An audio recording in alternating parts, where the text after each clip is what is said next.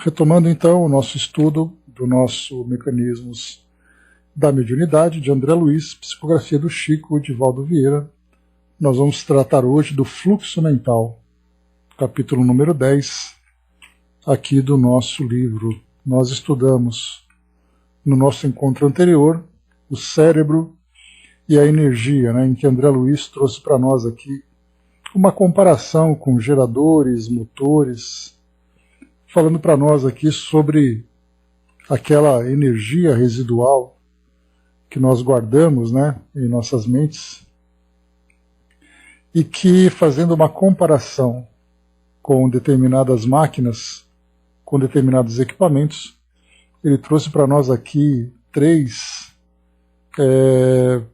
itens importantes.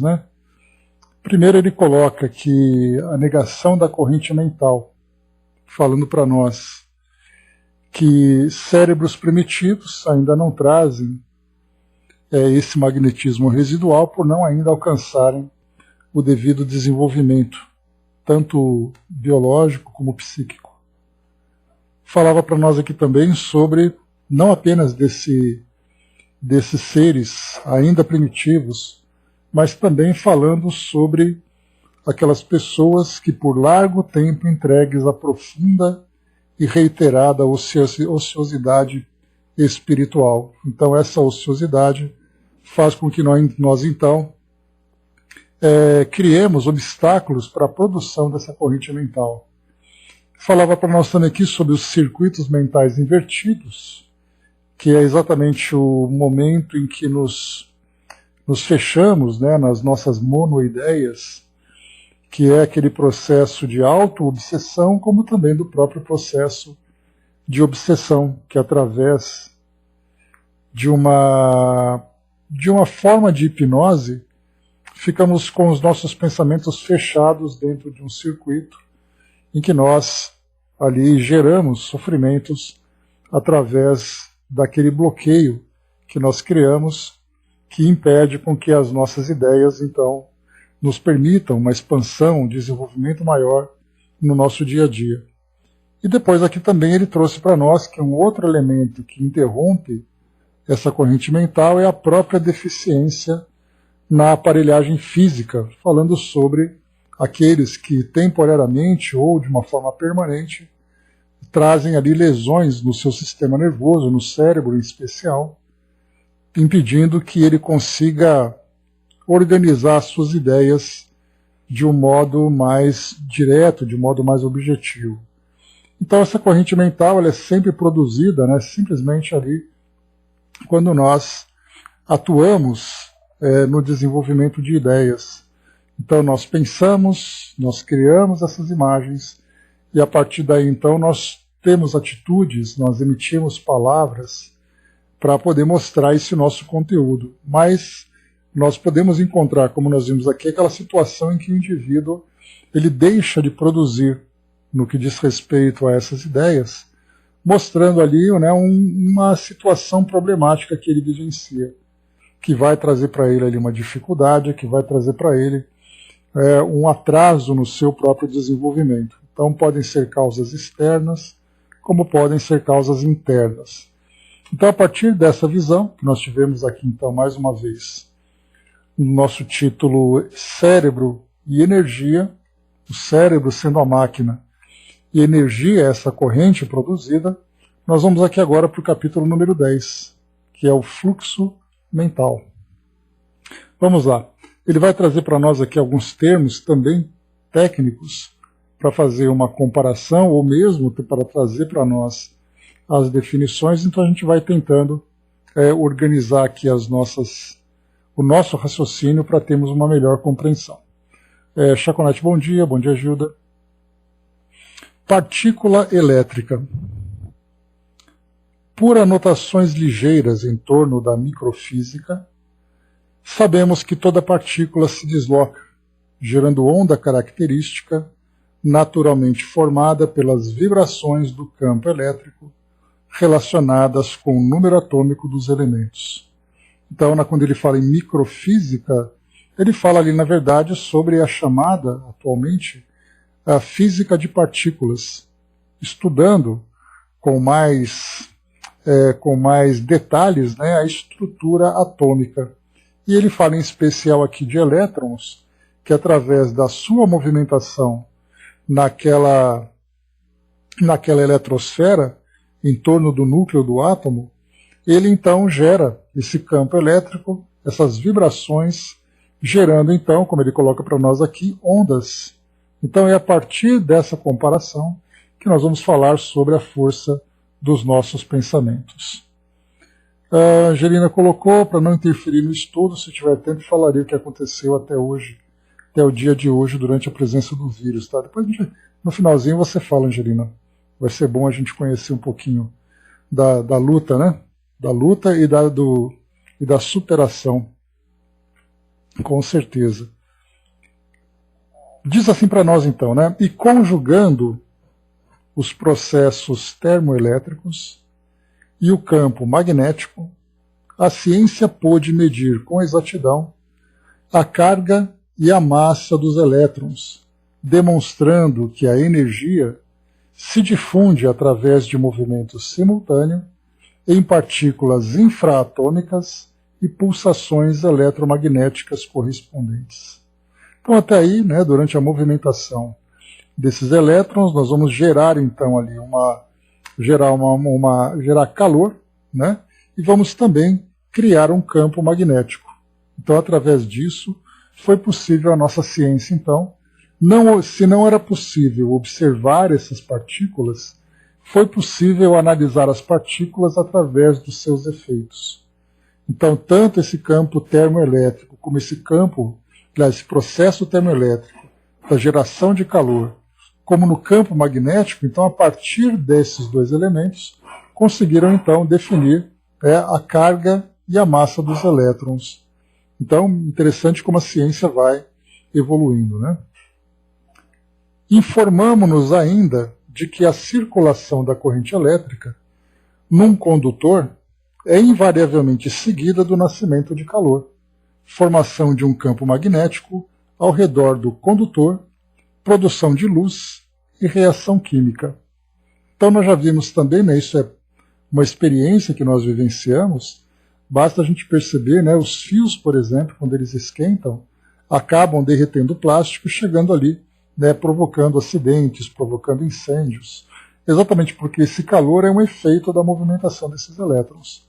Então o aquecimento dos equipamentos que nós temos, né, não apenas pela força mecânica, pelo atrito que é gerado, mas pela própria corrente elétrica que acaba envolvendo todo aquele circuito. Então o que ele coloca para nós é que a circulação da corrente vai gerar para nós então um calor, vai gerar para nós também esse campo magnético, que é interessante para quem quiser fazer experiências a esse respeito.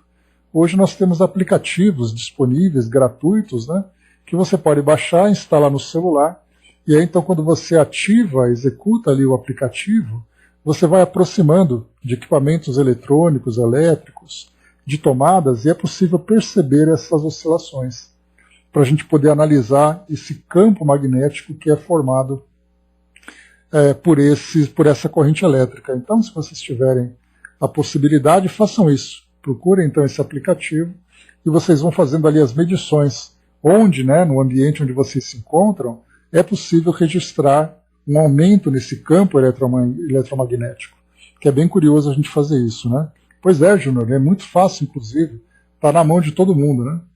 E também é curioso que nós encontramos, né, quando se fala sobre esse campo eletromagnético, nós temos hoje grupos de pessoas que gostam, né, de procurar espíritos, procurar fantasmas, né, são caçadores de fantasmas. E um dos recursos que eles utilizam é exatamente esses medidores de campo eletromagnético. Então eles, segundo os estudos que eles fazem, ou melhor, estudos não, mas as caças, né, as investigações que eles fazem, acho que é o termo correto, eles então usam esses equipamentos de medidores de campo para poder saber se tem algum espírito ali naquele ambiente. Então, quando tem uma elevação, né, nos valores daquele medidor, então eles ali deduzem que você tem um espírito naquele local. Muitas vezes eles acabam confundindo o espírito com uma tomada elétrica que está escondida, né? Mas até aí tudo bem. Assim como também eles fazem a medição do calor. Quanto mais frio o local, maior é a possibilidade de ter ali um espírito, né? Então você tem um aumento no campo eletromagnético, a diminuição da temperatura, e eles então deduzem que tem um espírito naquele local. São ali tentativas desses grupos, que não são grupos de cientistas, né? Mas são grupos ali de aventureiros, né? Que gostam de investigar esses campos. Pois é, esse ectoplasma, né? E a própria corrente, essa corrente elétrica formada também, eles deduzem que isso seja, né? Vamos lá. São as aventuras, né, Júnior?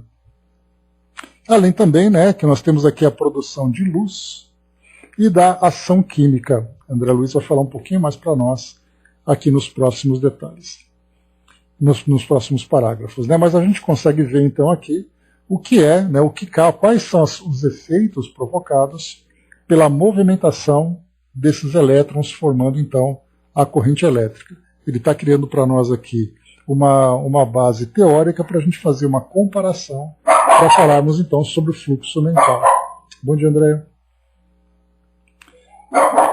Deve-se o aparecimento do calor às constantes colisões dos elétrons livres, espontaneamente impelidos a se moverem ao longo do condutor, associando a velocidade de transferência ou deslocamento à velocidade própria, no que tange a translação sobre si mesmos, o que determina a agitação dos elétrons e das moléculas provocando o aquecimento.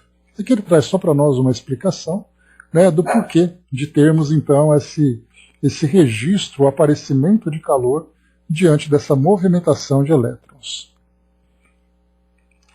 Agora ele traz aqui então, falamos sobre o calor. Agora, a constituição de um campo magnético ao redor do condutor é induzida pelo movimento das correntes corpusculares a criarem forças ondulatórias de imanização.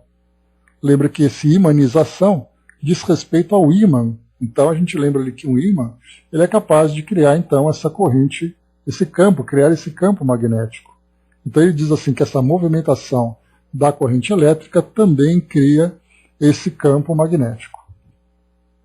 A produção de luz decorre da corrente elétrica do condutor e a ação química resulta da circulação da corrente elétrica através de determinadas soluções.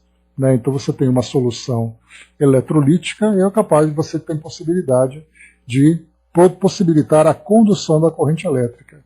Né? Por isso que então nós temos ali a água, por exemplo, né? A água com sal principalmente, onde você tem ali, né, elementos que tornam a água com condutor melhor, e aí então é possível você passar a corrente elétrica. Então ele traz para nós aqui quatro efeitos provocados por essa corrente: calor, campo magnético, luz e reação química. E ação química, na verdade. Muito bem, a partir dessa definição, ele traz para nós então aqui partícula mental. Em identidade de circunstâncias, apesar da diversidade dos processos, toda partícula da corrente mental nascida das emoções e desejos recônditos do espírito, através dos fenômenos íntimos e profundos da consciência, cuja estrutura ainda não conseguimos abordar, se desloca produzindo irradiações eletromagnéticas, cuja frequência varia conforme os estados mentais do emissor, qual acontece na chama, cujos fótons arremessados em todas as direções são constituídos por grânulos de força, cujo poder se revela mais ou menos intenso, segundo a frequência da onda em que se expressam. Então ele traz uma comparação entre a movimentação dos elétrons formando ali a corrente elétrica, onde nós vamos ali analisar tanto a tensão como também a intensidade, né, que são duas propriedades, são duas grandezas que nós vamos analisar nessa movimentação de elétrons. Então ele faz uma comparação mostrando para nós que apesar da diferença dos processos da geração de corrente elétrica e da geração de corrente mental, nós podemos fazer essa comparação. Então ele diz assim que essa movimentação da corrente mental, olha como vai ficar claro para nós, ela nasce das emoções e desejos recônditos do espírito, através dos fenômenos íntimos e profundos da consciência. Então, no momento em que nós pensamos, por isso que André Luiz já trouxe para nós em temas anteriores, que nós estamos em constante pensamento, ou produção de pensamentos. Mesmo dormindo, acordado, nós estamos sempre pensando. Basta que você olhe para alguma coisa. Imagina alguém que está ali parado, olhando para o nada, e passa um inseto na frente dele. No momento em que ele está acompanhando aquele inseto, alguma coisa acontece, né, na sua mente. Essa alguma coisa é um pensamento, é um raciocínio, é um esforço, qualquer tipo de ação que nós tenhamos, né, dentro desse campo mental, nós geramos então essa corrente. E aí André Luiz até trouxe para nós no capítulo anterior, por isso eu fiz a leitura daqueles temas anteriores, mostrando que essa corrente mental ela pode sofrer, né, algumas interrupções ou ter ali alguns obstáculos que vão prejudicar a sua produção. É claro que a corrente mental será produzida, mas a ideia que nós colocamos, que foi que André Luiz trouxe para nós, né, ele falava sobre a nossa mente produzindo uma corrente elétrica, uma corrente mental, capaz de produzir uma ação, ou ele produz aquela corrente mental tão fraca que ela não tem ali potência para poder gerar, né, não tem a capacidade de gerar nenhum tipo de movimento. E aí então ele trouxe aqueles 3 exemplos, né? Ou o indivíduo se encontra ainda numa condição primitiva ou em longo tempo de ociosidade. E é interessante a gente ver, por exemplo, nos tempos de hoje, algo que, por exemplo, a nossa ciência terrena acaba não analisando. Por exemplo, um indivíduo que se encontra num estado de depressão profunda durante muito tempo. Se nós pudéssemos analisar em termos energético-fluídicos, olhando da perspectiva espiritual e olhando a mente de uma pessoa que se encontra em plena atividade, no seu trabalho intelectual, no seu trabalho braçal, no seu trabalho físico, durante um estudo, qualquer tipo de ação, se nós pudéssemos fazer uma comparação, né, do fluxo dessas energias mentais na mente de uma pessoa com depressão profunda e na mente de alguém que se encontra em plena atividade físico ou intelectual, nós poderíamos ver ali a diferença que existe entre essas duas mentes. Aquela que produz apenas o necessário pelo fato, né, o mínimo necessário, ou melhor, produz ali aquela corrente mínima pelo simples fato de estar vivo. Então ele estando vivo, ele já tem uma quantidade mínima. Estando doente nessa condição, a sua produção também será mínima. Fazendo uma comparação bem pobre, seria aquele carro ligado, mas é um carro parado, e aquele carro em movimento numa velocidade X, fazendo determinado tipo de trabalho, carregando determinado tipo de carga. O carro parado, ele simplesmente tem o motor funcionando. Portanto, aquele motor funcionando, produzindo ali a energia, que ela simplesmente não é utilizada para nada.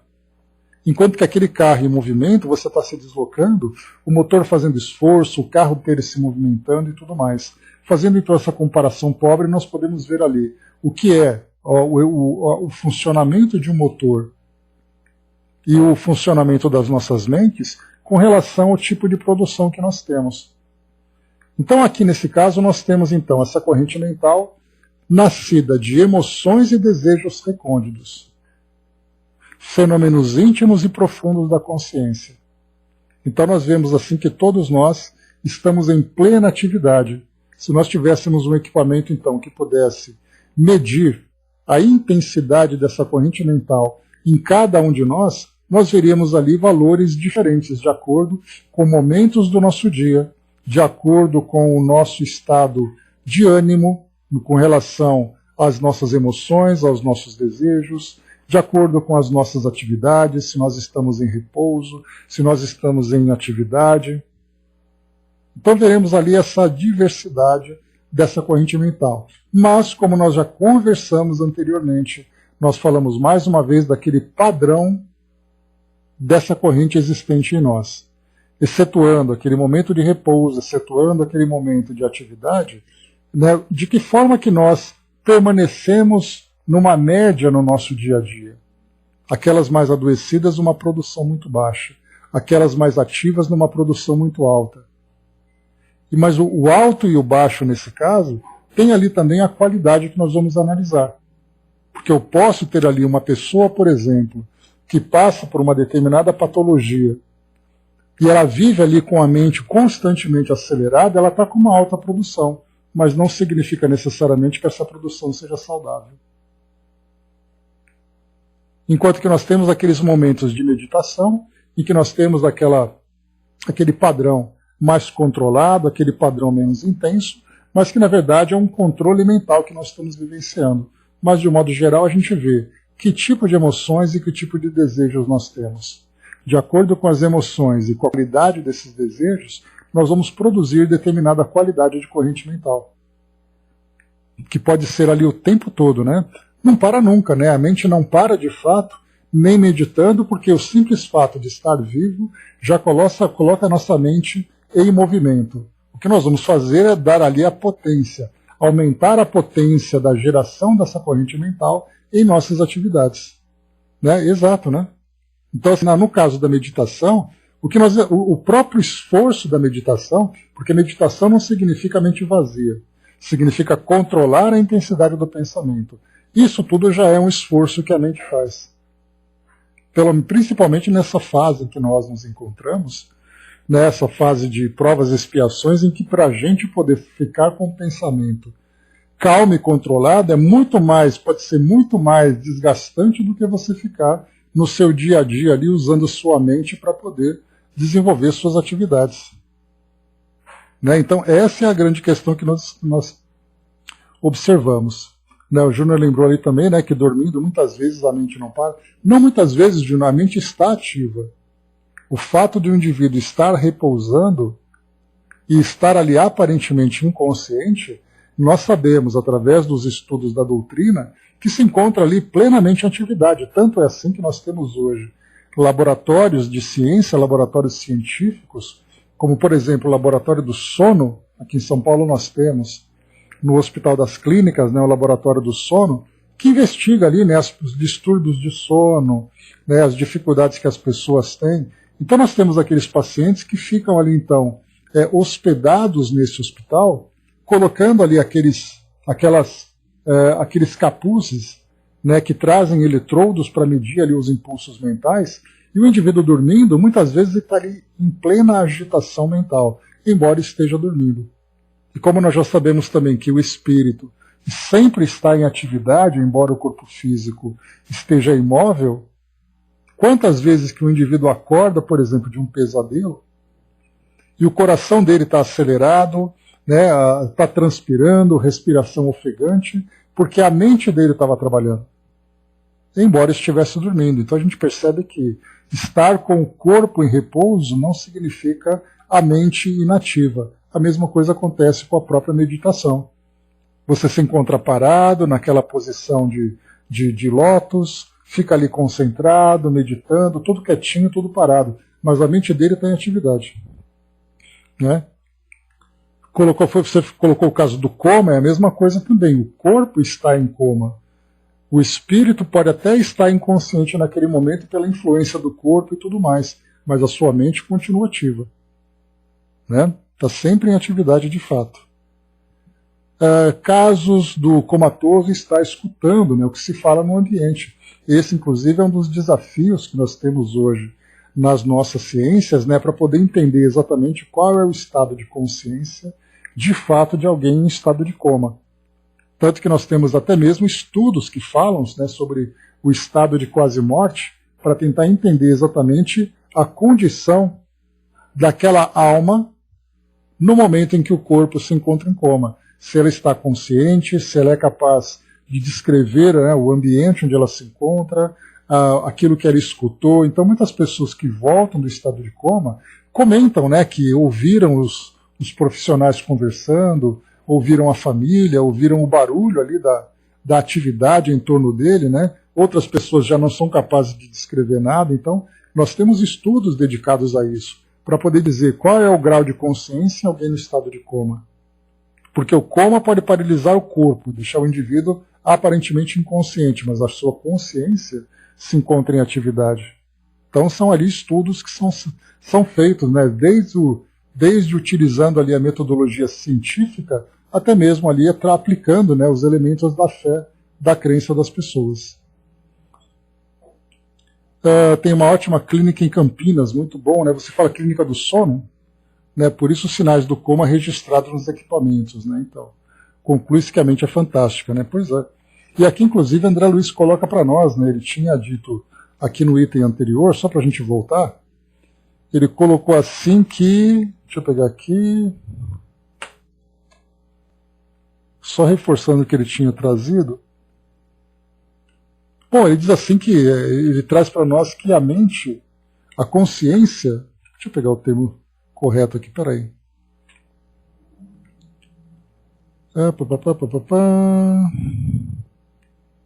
E aqui mesmo. Está aqui, ó, ele coloca, né, que essa corrente mental, então, é nascida das emoções e desejos recônditos através de fenômenos íntimos e profundos da consciência, cuja estrutura ainda não conseguimos abordar. Então, mesmo que nós vejamos em muitos livros, né, os espíritos fazendo comentários a respeito da consciência, do funcionamento da consciência, essas informações são muito superficiais se comparadas com a complexidade da consciência e do seu funcionamento. Então, nós estamos ali adquirindo aqueles primeiros aprendizados, né, as primeiras lições a respeito da consciência. Depois ele continua para nós aqui, vamos lá. Também coloca para nós aqui a respeito, nesse mesmo parágrafo, que produzem irradiações eletromagnéticas, ou seja, a gente começa a falar daquilo que é chamado de psicosfera, que é aquele campo magnético em torno de nós que é produzido por essas irradiações que são criadas a partir dessa corrente mental. Então ela acaba se irradiando em torno de nós, cuja frequência, nós já estudamos sobre isso também, varia conforme os estados mentais do emissor, qual acontece na chama, cujos fótons arremessados em todas as direções são constituídos por grânulos de força, cujo poder se revela mais ou menos intenso, segundo a frequência da onda em que se expressam. Então nós já falamos também a respeito dessas frequências, né? André Luiz dizia para nós assim que o indivíduo, por exemplo, que tem um pensamento vicioso, um pensamento adoecido, ele vibra em alta frequência. E aquele que traz uma mente mais harmonizada tem uma frequência mais baixa. Então ele traz essa comparação. Inclusive ele falava também dos espíritos, né, que atuam, né, os espíritos elevados que atuam nas esferas superiores e tudo mais, que também trabalham com determinado tipo de frequência. Então, nesse caso aqui, o que a gente vai trabalhar de modo mais prático é com relação à qualidade. Você tem ali correntes mentais produzidas de um modo proveitoso, de um modo positivo, como você tem aquelas correntes mentais produzidas de um modo negativo, nocivo. E isso já entra também num outro ponto importante, que as nossas ciências atuais estão trabalhando, a respeito da força do pensamento no seu estado de saúde. Nós, inclusive, teremos em breve, né, um encontro com uma médica que vai falar sobre saúde e espiritualidade, para falar conosco ali da nossa equipe do atendimento fraterno, que eu vou convidar vocês também para participar. E por que isso tudo? Porque quando se fala em saúde e espiritualidade, mostra que a nossa saúde física e psíquica está relacionada com a nossa espiritualidade. Porque a espiritualidade faz com que nós, então, trabalhemos melhor a nossa harmonia, trabalhemos melhor a nossa relação com Deus, trabalhemos melhor a nossa relação conosco mesmos, com as pessoas à nossa volta. E esse tipo de relacionamento, mudando esse nosso padrão vibratório, proporciona em nós a saúde do corpo físico e a saúde mental. Enquanto que nós temos, então, pessoas que acabam vivendo com uma agitação muito grande do pensamento, criando ali, né, tendo ali os seus conflitos internos e conflitos externos também, ela acaba inevitavelmente adoecendo. São ali situações de ansiedade desequilibrada, né, ansiedade patológica, são situações de depressão, são situações de pânico, por exemplo, né, que acabamos encontrando. E isso trabalha a parte das emoções. E, por outro lado, nós temos ali os efeitos que também acontecem a longo prazo a respeito da influência do pensamento no corpo físico. E aí a gente vai trazer novamente aquele pensamento de Emmanuel, que diz para nós que não existem doenças, mas existem doentes. Porque enquanto nós observamos as doenças que surgem, por exemplo, cânceres, aneurismas, distúrbios gástricos, distúrbios respiratórios, cardíacos, né, enfim, né, vários outros tipos de distúrbios, na verdade, essas doenças são consequências, não são a causa. Porque enquanto hoje nós vemos as nossas ciências trabalhando o físico, então você vai ao cardiologista porque você tem um problema cardíaco. Você vai ao gastro porque você tem um problema gástrico. Mas aí, se você começar a analisar, a pergunta é: por que aquele problema surgiu? Teoricamente, você vai procurar ali os sintomas, né? Aliás, as causas, no seu tipo de comportamento, nos seus hábitos e tudo mais. Você tem uma gastrite porque você come mal.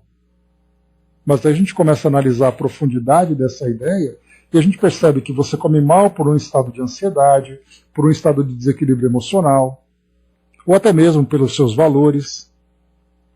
O indivíduo que traz ali, né, um aneurisma cerebral ou cardíaco, esse aneurisma, na verdade, a ruptura ou entupimento de uma artéria, né, cerebral ou cardíaca, que leva o indivíduo até mesmo ao desencarne. Mas o que gerou o mau funcionamento desse órgão? É aí que nós vamos encontrar, então, o efeito importante do pensamento na nossa saúde física e na nossa saúde mental.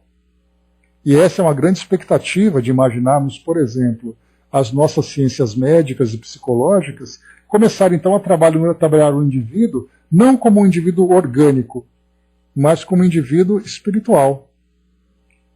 E aí, então, quando nós espiritualizarmos as nossas ciências, nós entraremos, então, numa outra visão. E, aliás, essa foi uma das situações curiosas que André Luiz encontrou no seu retorno ao plano espiritual.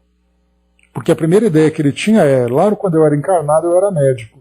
Então eu quero trabalhar com vocês aqui com a medicina. E a resposta foi: olha, muito, muito pouco do que você sabia funciona aqui. Você vai ter que aprender a fazer tudo de novo. Porque a medicina do plano espiritual trata o espírito, e como atributo principal do espírito nós temos o pensamento, que é o responsável por gerar essas correntes mentais, sendo capaz de produzir a cura, a autocura e, ao mesmo tempo, a doença. Né? O indivíduo ali provoca em si mesmo esse distúrbio. Tudo isso pela força do pensamento. E é aí que nós vamos encontrar, então, né, encaixando aqui nesse nosso tema, a respeito da corrente mental. Então, o modo como eu vivo, a qualidade dos meus pensamentos e das minhas emoções é que vão definir o meu estado de saúde física, mental, e aí nós vamos lembrar sempre, né, daqueles elementos fundamentais que trazem para nós ali, né, que determinam para nós o nosso estado de saúde, que são os aspectos físicos, biológicos, sociais, espirituais e espíritas. Tudo isso, então, é envolvido nesse grande pacote desse homem integral, como lembra Joana de Ângeles, fazendo com que cada um desses aspectos interajam entre si, gerando, então, um estado de saúde de um modo, ou um estado de doença, também de um modo completo, sabendo que cada um desses aspectos vão interferindo uns sobre os outros. Né? Bom dia, Osmar. Somar a espiritualidade a ações de saúde ajuda demais nos determinados casos, né? Eu não acho que ajuda demais, Júnior. Eu acho que é a solução, né? Porque se ajudar demais, quer dizer que ele dá aquela forcinha. Eu acho que é o ponto fundamental. Quando nós, então, tivermos a consciência, tanto da mudança dos nossos hábitos, como também do próprio desenvolvimento desse aspecto da nossa espiritualidade. Pois é, né? No caso, assim, para a ciência hoje, é uma contribuição. mas nós vemos, olhando para a perspectiva espiritual, nós vemos que essa é a solução ou é a causa das dificuldades. Então a ideia do futuro será que nós, trabalhando então a nossa espiritualidade, equilibrando a nossa mente, nós resolveremos assim uma série de questões que nós geramos aqui no nosso mundo material, no nosso dia a dia. Avançando um pouco mais, André Luiz então ele sai daquela corrente mental, falando da frequência, e entra agora na corrente mental subhumana. Vai trazer informações aqui curiosas. Nos reinos inferiores da natureza, a corrente mental restringe-se a impulsos de sustentação nos seres de constituição primária, a começar pelos minerais. Aqui eu coloco uma observação que eu não tenho condições de aprofundar, né, o meu raciocínio nessa questão de falar de correntes mentais com os minerais.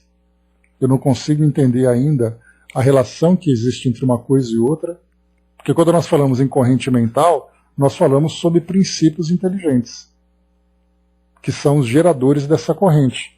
No caso dos minerais, de acordo com o nosso entendimento atual, não é possível a gente fazer essa relação. Então a gente coloca aqui, ele põe aqui a começar pelos minerais, eu deixo aqui suspensa a minha opinião, porque eu não tenho opinião formada sobre isso, mas depois ele coloca preponderando nos vegetais. Também os vegetais ali nós já temos um princípio inteligente que já começa a se desenvolver, e da mesma forma nós temos pouquíssimas informações a respeito da natureza espiritual dos vegetais. Avançando pelo domínio dos animais de formação mais simples, para se evidenciar mais complexa nos animais superiores que já conquistaram bases mais amplas à produção do pensamento contínuo. Então ele vai montando essa cadeia, né, de evolução, e em cada etapa ele vai trazendo para nós a respeito, né, informações a respeito da natureza dessa corrente mental. André colocou, né, será que não é a energia que sentimos em determinados minerais? Não, André, porque ele fala para nós aqui que os minerais começam a gerar essa força da corrente mental. Né, inclusive nós temos uma passagem de Leon Denis, que é bastante conhecida, embora ela seja utilizada de um modo equivocado, né, no livro O Problema do Ser, do Destino e da Dor, que fala, né, que o espírito, né, dorme nos minerais, agita-se no vegetal, sonha no animal e desperta no homem. Só que, na verdade, Leon Denis ele começa, né, que a alma, então, ela dormita, ele usa essa expressão mesmo, dormita no vegetal, agita-se no animal e acorda no homem. Então não tem um mineral na colocação de Leon Denis. E André Luiz coloca aqui, começando pelos minerais. Eu, sinceramente, não tenho capacidade de entender esse ponto ainda, né? Então tem que esperar a gente aprofundar um pouco mais. Mas, de qualquer forma, ele traz para nós aqui sobre essa cadeia, né, de evolução desse princípio inteligente. Então, se nós não somos capazes de compreender ainda a respeito dos minerais e dos vegetais, certamente nós temos ali no domínio dos animais de formação mais simples, até porque André Luiz já falou sobre isso no livro Evolução em Dois Mundos, trabalhando ali, né, desde o início, quando as primeiras manifestações daquele princípio inteligente começam a surgir, vem então essa corrente mental de um modo muito limitado, de um modo muito fragmentado. Se nós pegarmos os insetos, por exemplo, se nós pudéssemos fazer uma leitura da sua corrente mental, nós veríamos ali que a sua ação é instintiva. Mas ainda assim esse instinto se dá por causa desse princípio inteligente, dessa corrente mental. Ele não tem a capacidade de raciocinar, mas ele tem a capacidade de agir. Eu até trouxe para vocês o exemplo no nosso último encontro, que falava sobre a formiga. As formigas geralmente gostam de lugares escuros, e aí então ela é movida, né, por aquele feromônio que é liberado pelas suas companheiras, e ela segue então aquela trilha, em busca de alimento, em busca de proteção, o ataque que elas fazem a invasores, né, quando a gente assiste a documentários que mostram sobre a vida selvagem, em especial dos insetos, nós vemos, né, como é a briga feroz entre, por exemplo, marimbondos e abelhas, formigas que atacam outros insetos, ou mesmo répteis, né? Me lembro de ter visto, não sei se foi uma perereca, que foi atacada por formigas, e elas atacavam de modo voraz, não sobrando nada da formiga no seu esqueleto, da perereca no seu esqueleto. Então a gente vê que esse tipo de ação coordenada desse inseto tem um sentido, tem ali uma corrente mental sendo produzida. Né? Pois é, Júnior, e a gente compreende tão pouco ainda. Né? Então, por isso que quando nós estudamos lá nos Três Reinos, no Livro dos Espíritos, nós estávamos naquela época em que eu estava naquela fase de assistir a muitos documentários sobre a vida selvagem. E algumas eu compartilhei aqui no nosso grupo, né? Como, por exemplo, né, o instinto materno. Aí vimos ali, né, os animais selvagens na maternidade e tudo mais. Sobre a vida social, sobre a caça, dentre outros aspectos. Ali mostrava claramente que aqueles animais, embora eles não pudessem, como eu comentei, produzir raciocínios mais profundos, eles eram capazes de agir de um modo instintivo, de acordo com as necessidades imediatas que eles têm. Né? Pois é, embaixador, essa atitude que os animais têm diante da fome, diante da ameaça, diante de outros tipos de estímulos, mostram para nós exatamente essa ação da corrente mental. Você pode dizer que ele não é inteligente, mas não é inteligente de acordo com qual parâmetro? Se nós falarmos do parâmetro humano, em que o homem tem inteligência para poder se desenvolver, claro que nós vamos encontrar nesses seres inferiores uma inteligência muito primitiva, inclusive muitas pessoas dentro do meio espírita acabam inclusive combatendo a ideia de que existe um princípio ali, existe uma inteligência nesses seres. Mas eu falo para nós assim, é como se nós falássemos a respeito da nossa visão. Eu posso olhar tudo que existe à minha volta, eu posso apurar cada vez mais a minha visão, concentrar, até tentar enxergar aquilo que existe de menor e que eu consigo captar. Então eu vejo até determinado limite. O fato de eu não ver aquilo que vai além desse limite não quer dizer que não exista. Tanto é assim que se nós usarmos lupas, microscópios e outros microscópios mais avançados, nós vamos nos aproximar cada vez mais desse mundo microscópico. Mas o fato de eu não enxergar com a minha visão não quer dizer que ele não exista. Tanto que a microbiologia começou a se aprofundar mais no século XVIII, para o século XIX, quando começaram a estudar, por exemplo, vírus, bactérias, as doenças de um modo geral. Então, quando nós falamos sobre inteligência, o fato de nós reconhecermos a inteligência até determinado limite, que é o limite da nossa compreensão, não significa que ele não vai além, que não exista ali, nesse caso, uma inteligência mais simplificada, uma inteligência mais fragmentada. Para nós entendermos ali, né, que essa inteligência vai muito além daquilo que nós compreendemos. Até porque essa ideia de inteligência, ela parte de uma definição nossa. Então nós perguntaríamos, até que ponto nós podemos considerar um animal inteligente? Quais são os comportamentos, quais são as atitudes, quais são as reações que ele deve apresentar para se considerar como um ser inteligente? Isso são as nossas definições. Mas quando nós olhamos no mundo espiritual, como é que nós podemos olhar um ser inteligente? Aí no mundo espiritual, André Luiz coloca para nós que é aquela inteligência muito simplificada. E esse muito significa que vai além da nossa compreensão. Então é um processo de desenvolvimento. Tá certo. Deixa eu ver. Tá, não sei o que houve então, Angelina. O embaixador colocou, será que somos bactérias diante de um universo? Será que somos estudados no microscópio? Pois é, boa pergunta, né? Essas ideias fictícias já surgiram, né? Enquanto a gente vive a nossa vidinha aqui no nosso dia a dia, estamos sendo observados como se fôssemos ali, né, seres, animais de laboratório. Então essa é uma das conspirações que a gente acaba analisando, né? Mas enfim, avançando um pouco mais, então, André Luiz coloca para nós. Então ele fala sobre minerais, vegetais, avançando pelo domínio dos animais em formação mais simples, para evidenciar mais complexa nos animais superiores, que já conquistaram bases mais amplas à produção do pensamento contínuo, que é o nosso caso. Mas quando se fala em pensamento contínuo, o homem é a referência. Quando a gente vai voltando para os reinos inferiores, onde nós exatamente pararíamos para dizer que, a partir desse momento, o pensamento já não é mais contínuo, se nós não somos capazes de compreender ainda essa natureza da mente e da consciência.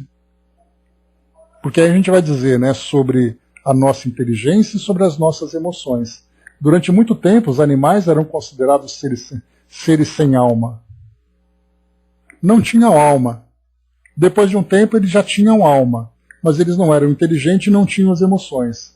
Depois passaram a considerar que eles têm ali, né, uma inteligência limitada, instintiva, e tem ali as pequenas emoções. Hoje nós temos cursos universitários no campo, né, da psicologia e também no campo da veterinária, estudando sobre a psicologia animal. Que o animal entra em depressão, que o animal fica triste, que o animal fica alegre. São as mesmas emoções que nós temos, só que no nosso caso, assim como o pensamento contínuo, as emoções também são mais complexas. Mas esses seres também sentem tudo isso. E, aliás, esse entendimento a respeito das emoções e da inteligência, conforme nós formos evoluindo na nossa compreensão, isso tudo vai fazer com que nós mudemos, inclusive, os nossos próprios hábitos. Na nossa relação com os animais, no que diz respeito à alimentação, no que diz respeito ao sofrimento, enfim, as práticas que nós temos hoje, né? Tem aquele documentário que eu já conversei com vocês, documentário terrível pelas imagens chocantes que ele apresenta, né? Que no caso chama A Carne é Fraca. E lá ele fala sobre 5 modos como o ser humano se relaciona com os animais, e nessa relação mostra ali, né, um atraso muito grande dentro do campo moral. Então ele fala sobre a relação no campo da alimentação, no campo das experiências, no campo do entretenimento, no campo, deixa eu ver aqui, do trabalho, utilizando, por exemplo, né, os animais como força de trabalho, enfim, vestuário também. Então mostra, né, a pele dos animais utilizadas, medicamentos utilizados em animais, enfim. Então, quando nós tivermos uma compreensão mais clara a respeito da inteligência e das emoções desses seres, nós mudaremos completamente a nossa relação. Deixa eu ver aqui. Tá, deixa eu ver aqui, Angelina, o que você me mandou? Só um instantinho. Não chegou nada para mim aqui ainda seu. Depois me manda, por favor. É que eu não estou entendendo o que está acontecendo, tá? Mas depois a gente vai ajeitando. Não, põe agora, pode pôr aqui. Se for mensagem, pode pôr aqui agora, com certeza. Mas para mim aqui agora não chegou nada por enquanto, tá? No WhatsApp. Mas pode pôr aqui agora. Enquanto isso eu vou avançando aqui, depois a gente volta para fazer a leitura. E ele continua aqui então, ó. Em todas as criaturas subhumanas, os agentes mentais, na forma de impulsos constantes, são desse modo empregados na manutenção de calor e magnetismo, radiação e atividade química nos processos vitais dos circuitos orgânicos, de maneira a sedimentarem pouco a pouco os alicerces da inteligência, salientando-se que nos animais superiores, os impulsos mentais a que aludimos já se responsabilizam por valioso patrimônio de percepções avançadas. Então ele está falando de criaturas subhumanas, ou seja, nos seres inferiores da criação. E mostra que calor, magnetismo, radiação e atividade química fazem parte desses processos vitais dos circuitos orgânicos. E essas correntes, esses agentes mentais, nós podemos dizer, por exemplo, que o nosso corpo físico funciona dentro de um automatismo biológico. As células estão vivas, elas vão trabalhando, o nosso organismo vai trabalhando e tudo mais, vai funcionando e tudo mais. Mas o que a mente tem a ver com isso? Aí vem aquele debate, né? Como é que a gente vai entender que a mente é capaz de regular tudo isso? O André Luiz já trouxe para nós também, que a própria evolução biológica, evolução orgânica que todos os seres tiveram, acaba sendo resultado da própria evolução do princípio inteligente. Por esse condicionamento mental, ele não raciocina sobre esses processos, né, que acontecem no seu corpo, mas inconscientemente é a mente que produz, é a mente que controla. Então é aí que a gente vai perceber então, né? Então, pouco a pouco, os alicerces da inteligência, salientando que no caso dos animais superiores, os impulsos mentais a que nos aludimos já se responsabilizam por valioso patrimônio de percepções avançadas. Então, é a inteligência que vai se desenvolvendo e, consequentemente, ela vai também assumindo funções mais complexas do nosso organismo. Avançando um pouco mais. Tá, já vou ler aqui, Angelina, só acabar de receber aqui, eu já leio para nós aqui. Deixa eu pegar para ver se eu consigo encontrar aqui de um modo mais fácil. Só um instante, pessoal.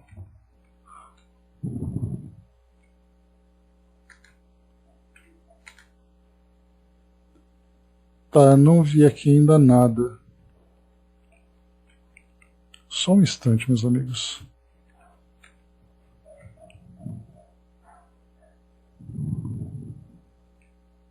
Ah, tá, daquele que você colocou, né? Tá bom. Já leio aqui daqui a pouquinho. Vamos lá. Seguindo aqui para nós. Função dos agentes mentais. Por intermédio dos agentes mentais ou ondas eletromagnéticas incessantes, temos os fenômenos elétricos da transmissão sináptica ou transmissão do impulso nervoso de um neurônio a outro. Fenômenos esses que podem ser largamente analisados nos gânglios simpáticos, quais o oftálmico, o estrelado, o cervical superior e o mesentérico inferior, os lombares, na medula espinhal, após a excitação das fibras aferentes, nos núcleos motores dos nervos óculo-motor comum e nos motores espinhais. Então ele coloca para nós aqui, inicialmente, né, que esses agentes mentais, então, eles agem nesses fenômenos elétricos de transmissão. Então a gente vai lembrar dos neurônios, né, que eles são aquelas células típicas do sistema nervoso, em que nós temos ali o núcleo e depois nós temos o axônio, que é aquela grande cauda.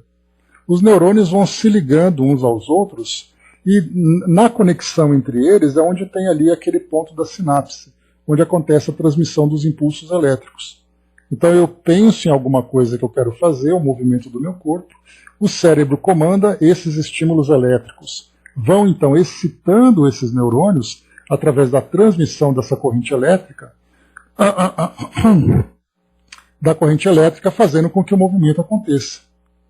E aqui ele coloca para nós, então, só para a gente poder lembrar, ele diz assim, então, que a respeito dos gânglios simpáticos, ele coloca oftálmico, estrelado, cervical superior, mesentérico inferior e os lombares, que são ali estruturas cerebrais, também na medula espinhal, que nesse caso aqui é parte do sistema nervoso central, após a excitação das fibras aferentes, né? Então as aferentes são aquelas fibras que recebem estímulos exteriores. Então, por exemplo, né, fazemos cócegas na sola do pé de alguém. Rapidamente ele tem uma reação.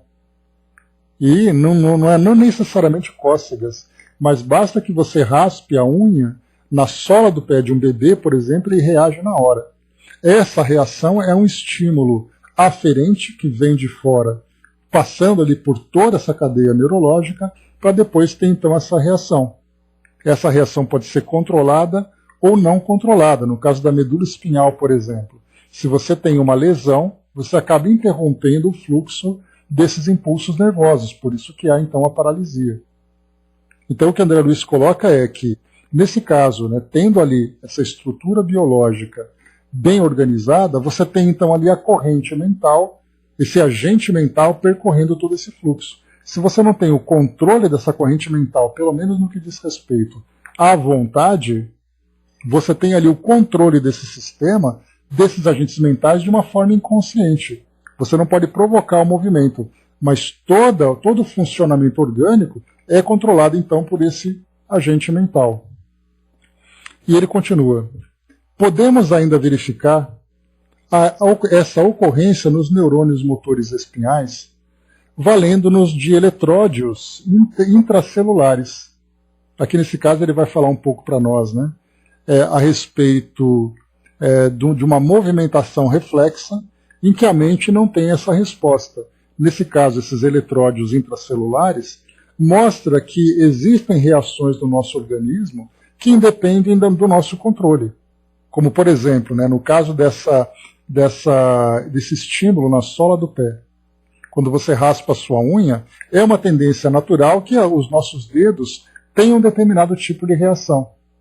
Nós vimos isso também lá no nosso Evolução em Dois Mundos.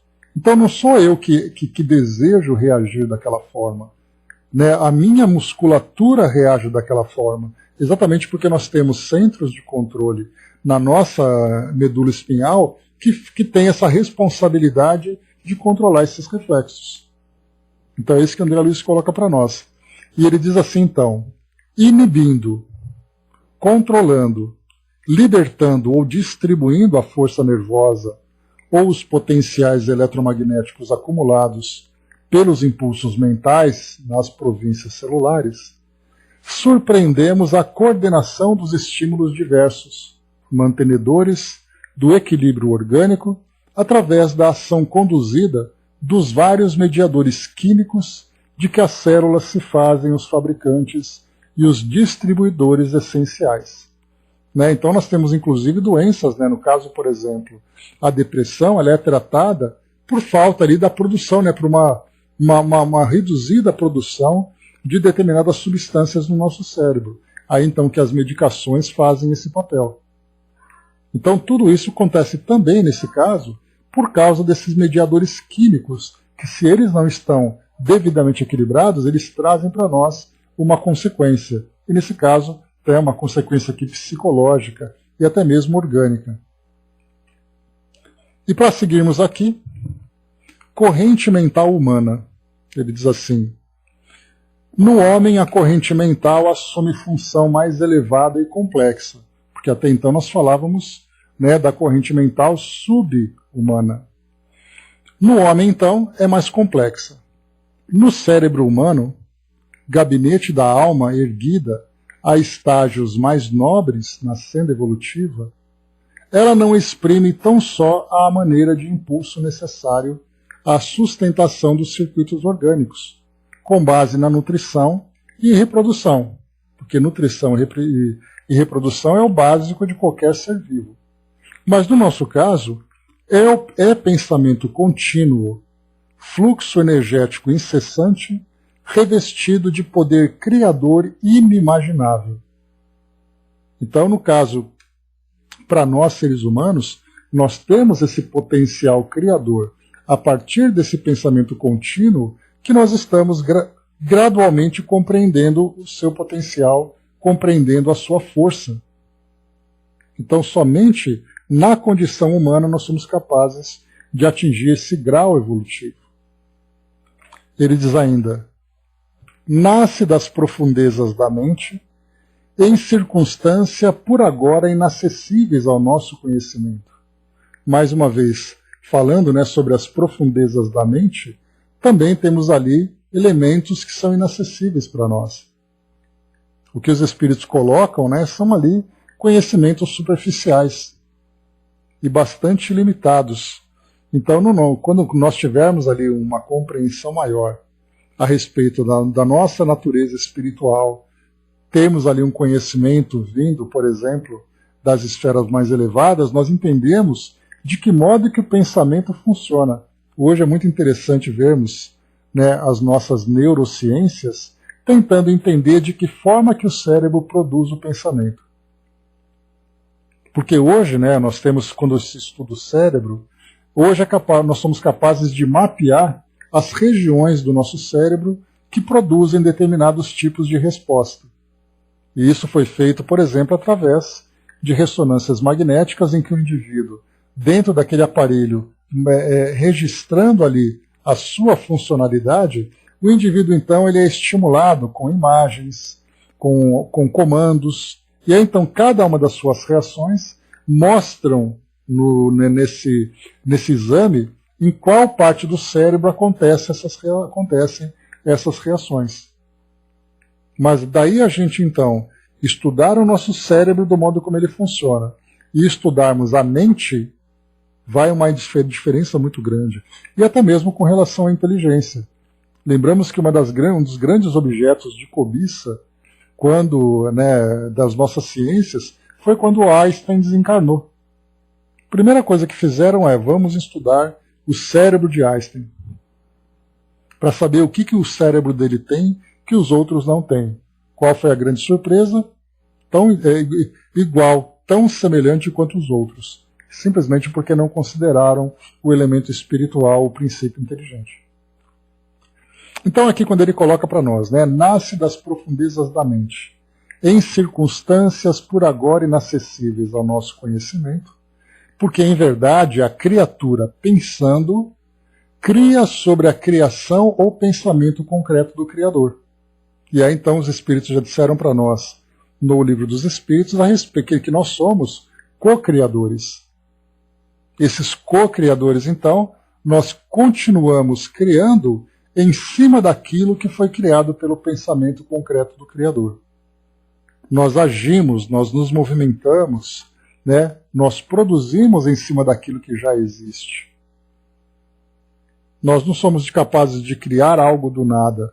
Nós somos capazes de criar, de transformar, de elaborar, inclusive de uma forma negativa. No caso, por exemplo, da guerra, a guerra, na verdade, é o resultado do primitivismo humano. E ela é gerada exatamente naquele cenário criado por esse pensamento concreto do Criador. Então a tendência é que as nossas criações vão se desenvolvendo de um modo mais positivo e produtivo a partir do momento em que nós mudamos os nossos valores, porque a capacidade de criação nós temos. O direcionamento que nós vamos dar para essas criações vai depender dos nossos valores, porque aí, então, através dos meus valores, eu vou escolher o que eu pretendo fazer com o meu pensamento para que essa criação seja positiva. Então eu quero, por exemplo, fazer com que a vida da humanidade seja melhor, porque esse é o meu valor principal. Vou trabalhar em cima de tudo aquilo que existe à minha disposição como parte da criação divina, para poder fazer com que esses elementos recebam ali uma característica inteligente, que é o que a gente chama de intelectualizar a matéria. Eu encontro uma rocha, um mineral, por exemplo, na natureza, eu vou intelectualizar esse mineral, ou seja, eu vou dar para ele uma função inteligente. Tudo isso é parte, então, do nosso processo evolutivo. Dudu trouxe para nós a ancestralidade do pretérito, não levaram em conta com Einstein, porque exatamente ali o princípio inteligente, o caminho que aquele espírito percorreu para alcançar aquele grau evolutivo de compreensão, assim como outros gênios que a humanidade teve o privilégio de conhecer e de conviver com eles também, sempre é olhado de um modo limitado no organismo, no indivíduo, como parte, o indivíduo sendo ali a própria matéria. Então ainda estamos muito distantes de compreender a natureza espiritual, nós enquanto humanidade, embora nós estejamos recebendo constantemente esclarecimentos a respeito disso. Só usaram a matéria da carne, esqueceram do espírito, Pois é. Fatiaram o cérebro dele lá para poder entender quais são as características que ele tem que faz com que ele seja assim. Da mesma forma, que fazem com que ele seja assim. Da mesma forma, nós tivemos também estudos que falavam sobre os psicopatas. Então eram serial killers, né, que fizeram ali uma pesquisa mostrando que o indivíduo tinha ali uma característica no seu cérebro que o induzia a determinado tipo de comportamento.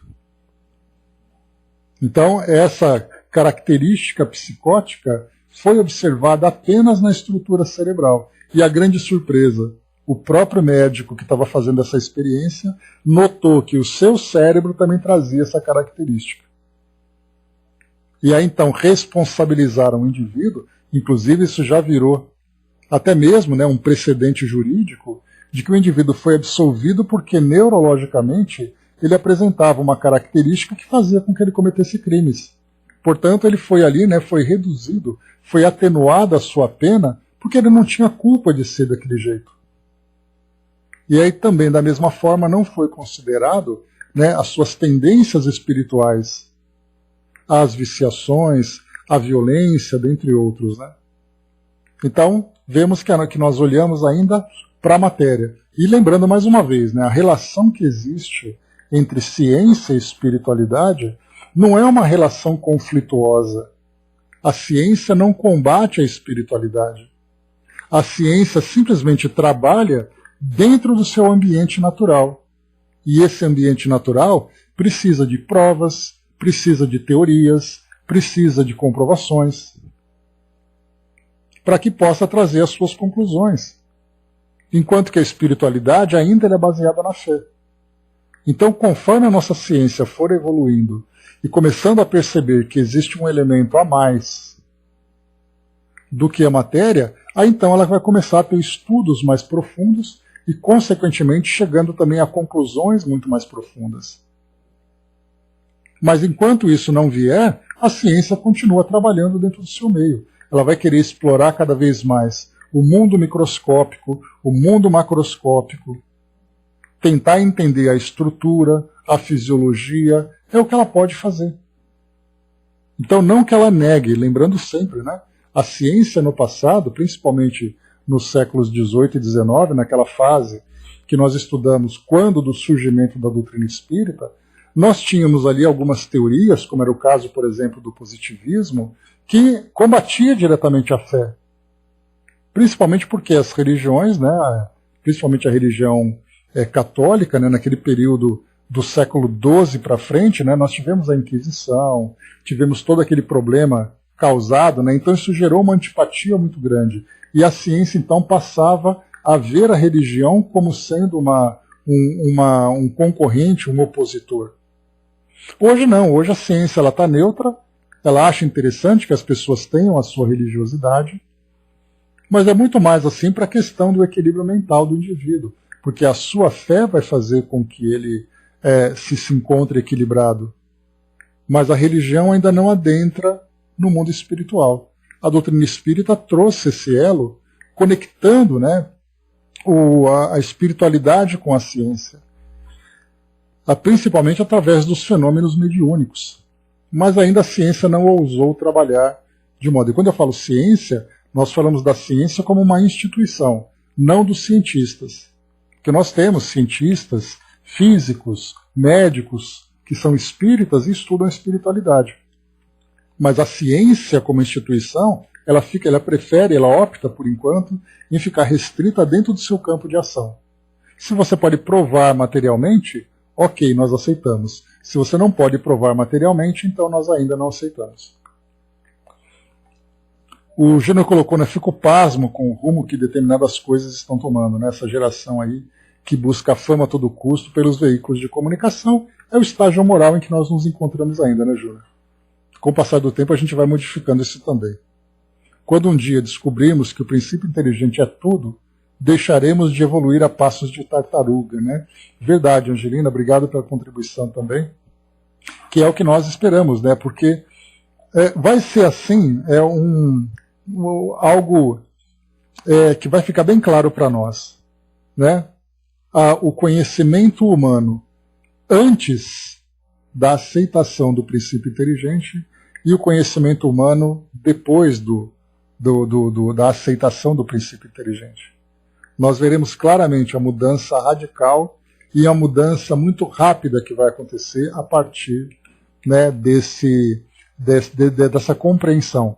A própria morte, né, só de imaginar que a morte, o nascimento e a morte, que são dois fenômenos naturais que acontecem no nosso mundo, sofrerão uma transformação, imaginemos as consequências, né, de várias outras situações que virão com essa compreensão.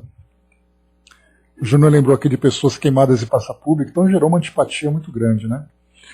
Dudu trouxe, né? Se não nascem os gênios da ciência, se não nascem os gênios, a ciência, a tecnologia, o estudo e a vida não é nada, apodrece na mesmice, né? Então, há a necessidade desses gênios que vêm trazer para nós ali revelações, vêm trazer para nós ali perspectivas diferentes para nos impulsionar para esse progresso.